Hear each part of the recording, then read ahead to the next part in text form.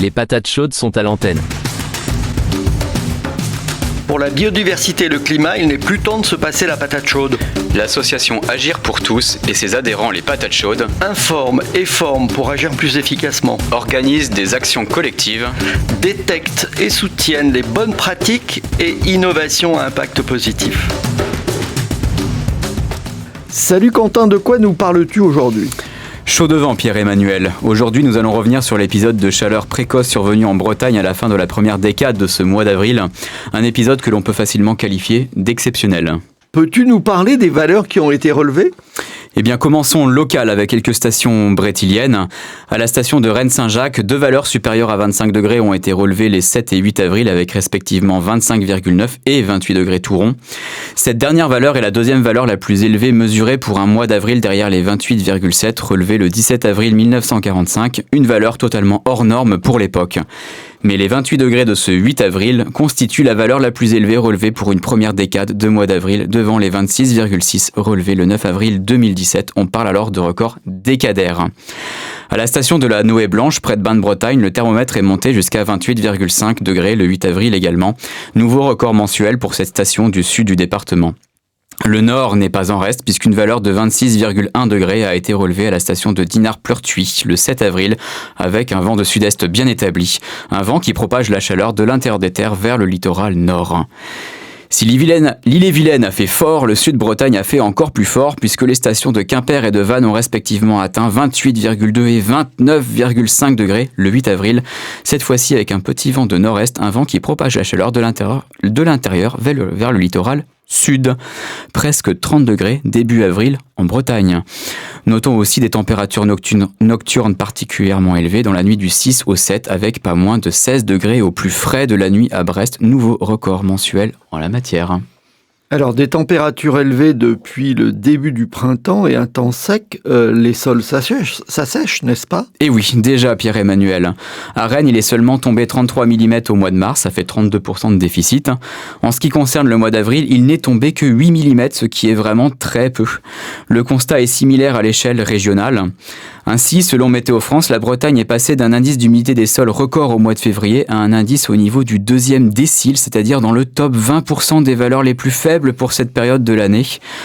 Encore une fois, cette dynamique est cohérente dans le cadre du changement climatique où, quand les conditions anticycloniques règnent, les températures de plus en plus élevées favorisent une évaporation de plus en plus importante et en l'absence de précipitations, les sols s'assèchent rapidement.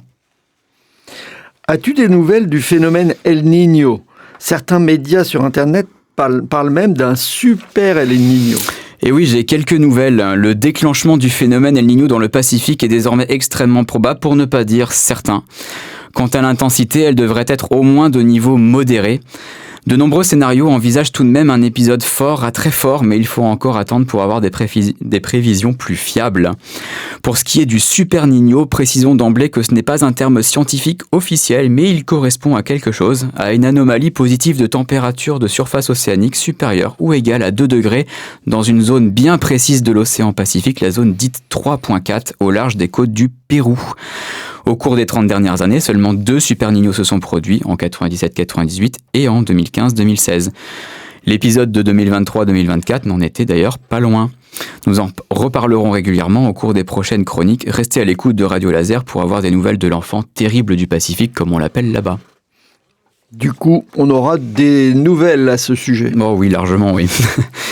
Pierre-Emmanuel, peux-tu nous parler des actions d'Agir pour tous ? Oui, avec plaisir. Alors parlons tout d'abord de nos soirées de la biodiversité et du climat. Notre prochaine soirée au scénario de Bain-de-Bretagne est programmée pour le jeudi 30 avril à 20h30 avec la projection du film « Les jardiniers de l'économie » consacré à la finance éthique.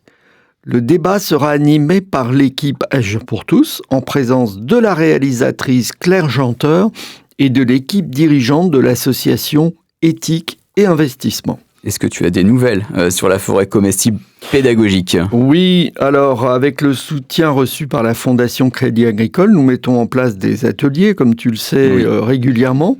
Dimanche 12 avril, c'est Isabelle qui a proposé une balade découverte de la flore sauvage comestible.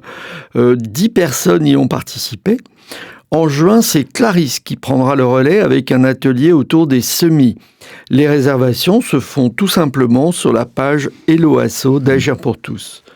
Nous poursuivons également notre partenariat avec l'entreprise Lobodis, torréfacteur engagé dans la protection de l'environnement et le commerce équitable.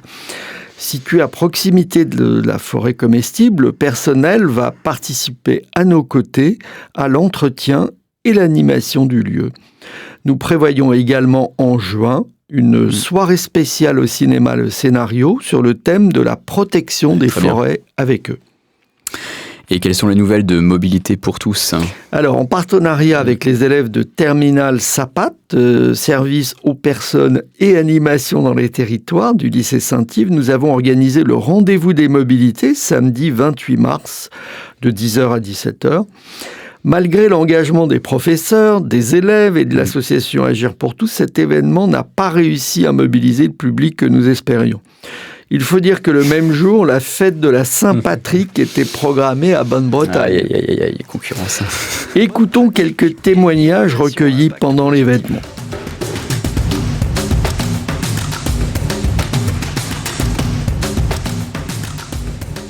Jérémy Loisel, moi je suis le directeur du lycée Saint-Yves de Bain-de-Bretagne et je suis très heureux de voir cet événement-là aujourd'hui sur le site.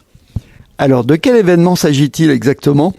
Alors c'est le rendez-vous des mobilités, donc les élèves de terminale Bac Pro se sont mobilisés avec l'association Agir pour tous pour créer cet événement et sensibiliser les gens aux mobilités douces et montrer aux gens qu'on peut parfois circuler ou trouver d'autres moyens pour se déplacer. Je dirais, comment percevez-vous l'implication des élèves par rapport à un événement comme ça ? Alors on a beaucoup de chance parce que les élèves ont été ont tout de suite adhéré au projet et se sont bien mobilisés sur cette journée et la préparation de cette journée, parce que c'est un long travail en amont avec une équipe enseignante, avec les membres de l'association Agir pour tous, et tout le monde ensemble, on remarque que nos élèves étaient vraiment sensibles à cette journée. C'est quelque chose qui les touche. Voilà, et c'est plutôt une bonne chose que la jeunesse se sente concernée par ces nouvelles mobilités. Bonjour, peux-tu te présenter en quelques mots ? Bonjour, je m'appelle Sarah, j'ai 18 ans, je suis au lycée Saint-Yves à Bonne-Bretagne et je suis en formation SAPAT. Alors, cet événement aujourd'hui, de quoi s'agit-il, ce rendez-vous des mobilités ? Alors, l'événement qui se passe aujourd'hui au lycée Saint-Yves, il s'agit de la mobilité active, donc pour tous, avec l'association Agir pour tous. Et quels sont les grands messages que vous voulez faire passer ? Aujourd'hui, on veut faire passer les messages sur la mobilité active, qu'en ce moment, il y a 85% de personnes qui n'utilisent pas le covoiturage et 15% qui utilisent peu de covoiturage. Et vu qu'en ce moment, aujourd'hui, nous avons un carburant qui est très élevé, on veut faire passer un message pour certains qui gagnent pas assez d'argent pour payer son essence et même pour la pollution de l'air, on aimerait bien sortir, prendre le vélo, respirer. Est-ce que tu apprécies de t'investir dans un événement comme ça ? Oui, j'ai beaucoup apprécié car moi j'aimerais bien organiser des petits événements plus tard et c'était très intéressant au jour d'aujourd'hui d'avoir participé à l'événement avec Agir pour tous. Écoute, je te remercie beaucoup. Merci beaucoup à vous. Bonjour, pouvez-vous vous présenter en quelques mots ? Bonjour, nous on est des élèves de terminale du lycée Saint-Yves à Bain-de-Bretagne. Moi c'est Zoé. Moi c'est Yasmine. Moi c'est Lucas. Très bien, alors aujourd'hui on participe au rendez-vous des mobilités. Alors de quoi s'agit-il exactement ? Nous aujourd'hui cette journée elle est basée sur la mobilité active. On présente différents moyens de se déplacer et surtout différents moyens de pratiquer le covoiturage avec l'association qui nous accompagne aujourd'hui, Agir pour tous, et Pierre-Emmanuel qui est le fondateur et qui nous a aidé aussi à organiser cette journée. Alors, est-ce que vous pouvez me parler un peu plus spécifiquement du stand là que vous avez préparé avec ce superbe vélo décoré ? Qui peut me parler de ça ? Alors nous, aujourd'hui, on a mis en place un stand de décoration de vélo. Donc notre but, c'est d'accueillir un public de différents âges, donc plutôt des enfants, mais là, on vient d'avoir une maman et sa fille pour décorer des vélos et pour les inciter à venir en vélo et se déplacer. Voilà. La campagne de communication sur le site se poursuit avec un effort particulier jusqu'au mois de juin. Et bien sûr, on rappelle, retrouvez toutes les informations pour faciliter vos déplacements quotidiens à l'adresse mobilitépourtous.org. Et avant de conclure, tu vas nous rappeler comment rejoindre ou alors soutenir l'association. Bien sûr, tu peux le faire directement sur notre site internet agirpourtous.org. La cotisation annuelle est de 10 €. Elle est gratuite pour les collégiens et lycéens. Peut-être même pour quelques étudiants qu'on pourrait connaître. Il est également possible de nous soutenir par un don à l'association. Il sera déductible à 66% du montant de ton impôt sur le revenu. Et bien sûr, tu retrouves tous les épisodes de notre rubrique sur Spotify, Deezer et sur le site de Radio Laser, podcast. Les patates chaudes sont à l'antenne. Eh bien, à bientôt Pierre-Emmanuel. Salut Quentin.